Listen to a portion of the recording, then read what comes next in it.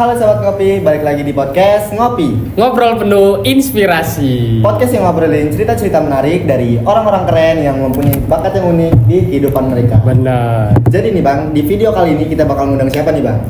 Jadi di episode kali ini kita mengundang alumni lah. Alumni dari program studi ilmu komunikasi. Oh sama gitu ya? Kayak kita. Jadi alumni ini dia berprestasi di bidang perfilman lah. Pasti bakal seru banget sih. Seru banget pasti. Lama-lama kita langsung panggilin aja nggak sih? Boleh. Ini Ya. dia Bang Nopri. Halo Bang. Halo. Geser dong. Siap. Di tengah lah. Oh, enggak. Gimana kabarnya Bang? Sehat? Alhamdulillah bisa datang hari ini saya. Alhamdulillah. Tapi nggak macet kan Bang? Jalanan aman. Enggak, panas aja dikit. Panas dikit.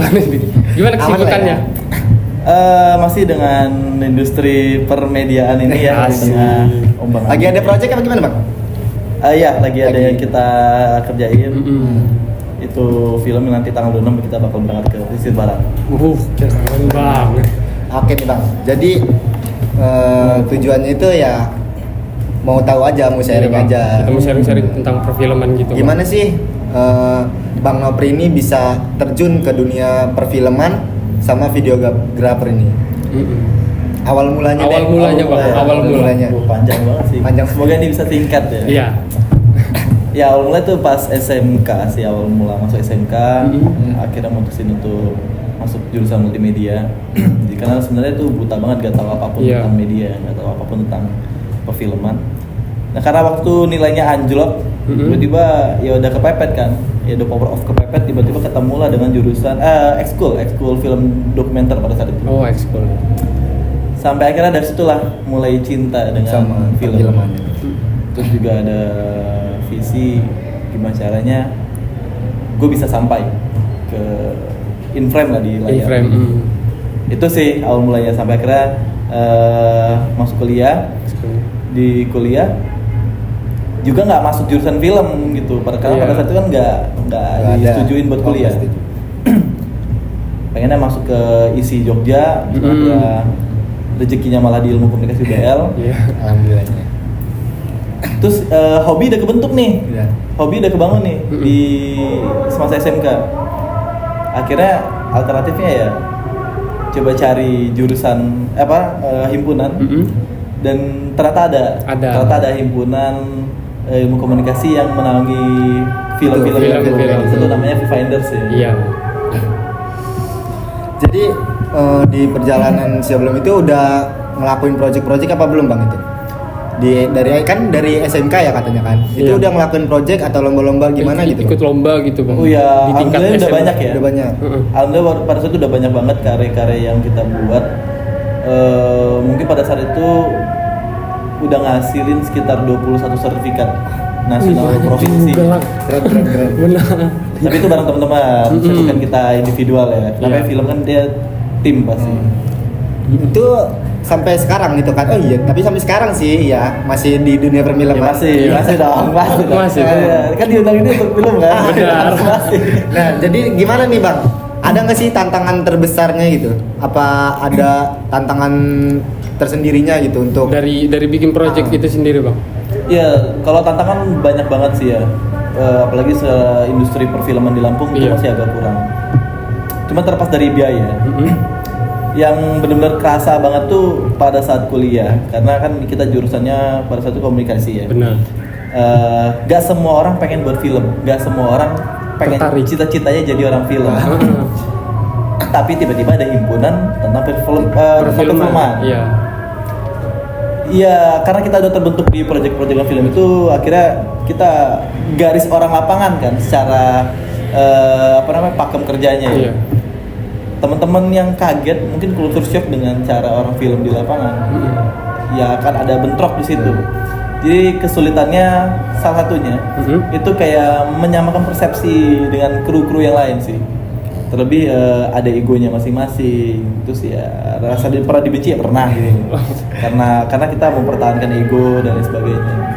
Itu sih kesulitannya untuk ngebrief kru biar kita tuh satu rasa dulu sebelum syuting gitu. Jadi gue nggak pernah mau ketika syuting tuh mereka bahkan nggak paham apa yang mau di.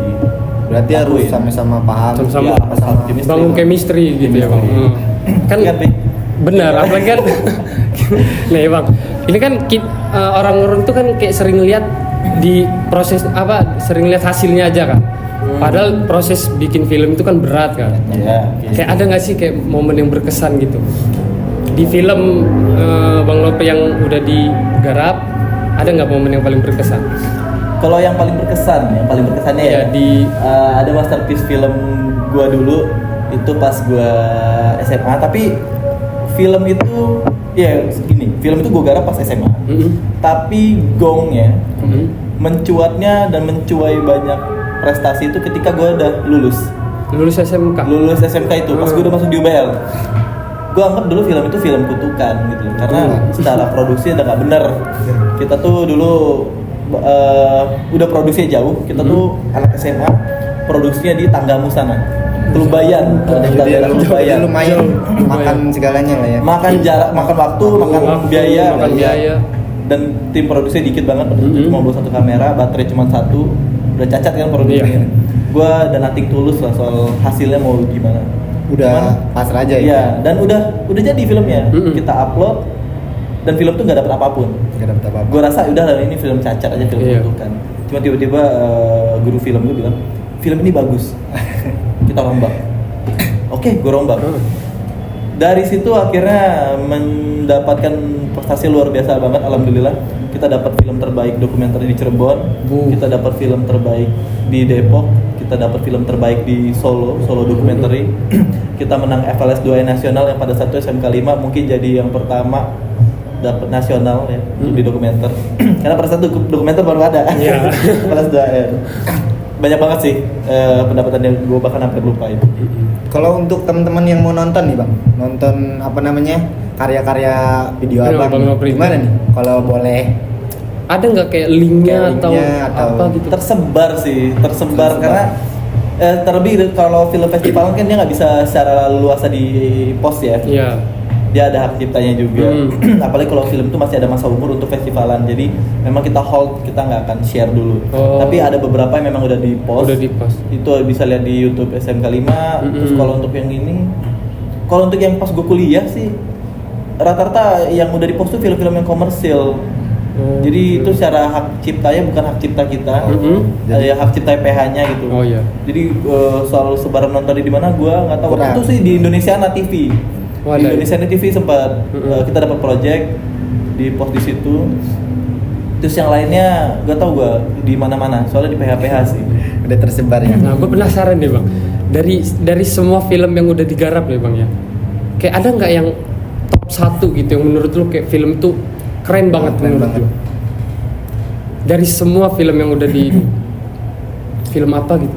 Yang buatan paling berhasil lah.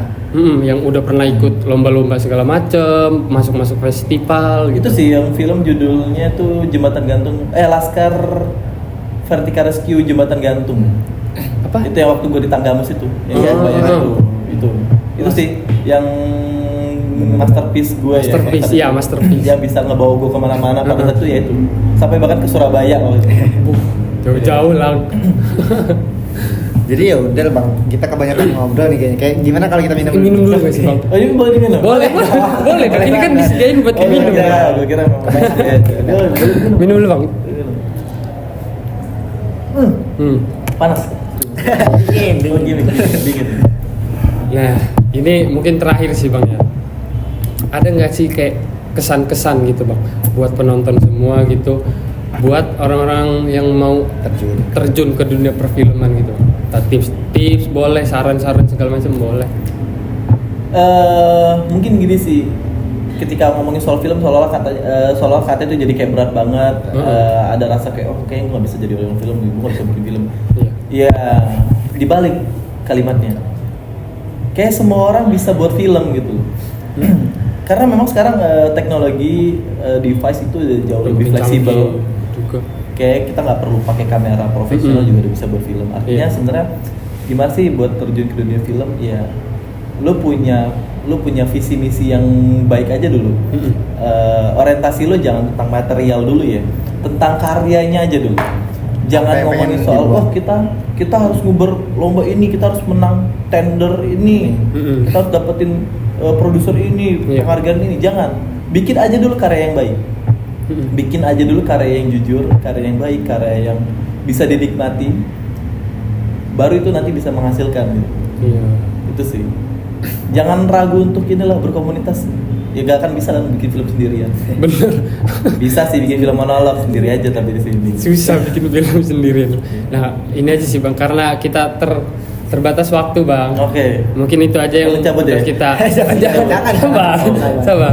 Mungkin itu aja yang udah kita tanya-tanyain. Lo nggak ada lagi kan lah? Udah cukup kayak. Udah cukup kan? Itu aja mungkin sekian untuk teman-teman semuanya yang mau Mas- terjun ke dunia perfilman bisa ikutin Bang Nopri. Bang Nopri kayak tips and trik segala macamnya. Karena kita terbatas waktu, itu aja lah. Sampai jumpa di episode Selanjutnya, bye bye. bye bye. Thank you.